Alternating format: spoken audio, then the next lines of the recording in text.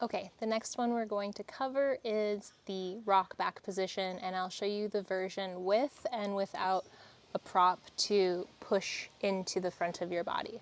So we're gonna come into a hips sitting back towards the heels position, and you're gonna come down onto your forearms. And you might need to play with how far your forearms are. You don't want this to be like a completely passive child's pose position, which in and of itself is a separate great thing to do, but you're going to bring your forearms so that they're a little bit more under your shoulders. You can have your palms facing up and pressing the tops of your hands into the floor. That's going to drive a little more external rotation in the shoulders, but whatever feels comfortable at first here.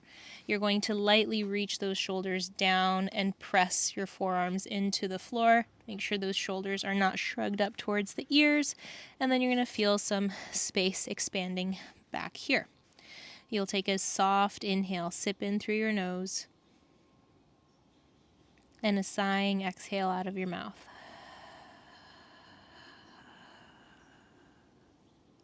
And when you exhale, you might sense how those ribs and the belly move away from your thighs more towards your spine.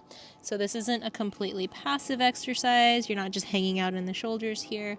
You're looking between your thumbs, slowly sipping in the air towards this back space right here, towards your butt, towards the back of your pelvic floor. Also expanding here through this entire low back area. And soft exhale.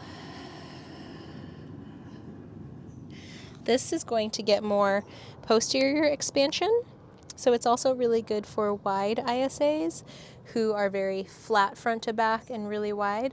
But this, if it feels good for you, whether you're narrow or wide, is a nice thing to do. The next thing is going to be you can either kind of fold up a towel, like a towel roll, a blanket. Block is a little uncomfortable, but some people like that. I'm going to use the ball, and I'm going to place it here so it's kind of pressing those low ribs back, and it's actually going to push air back here a little bit more without me having to think about it. You don't have to sit all the way back. You might be here. You're going to play around. Same thing. You're going to push through those elbows. You're going to let your tail tuck under, be heavy, breathing in towards your back, back of the rib cage, back of your pelvic floor. Look slightly ahead.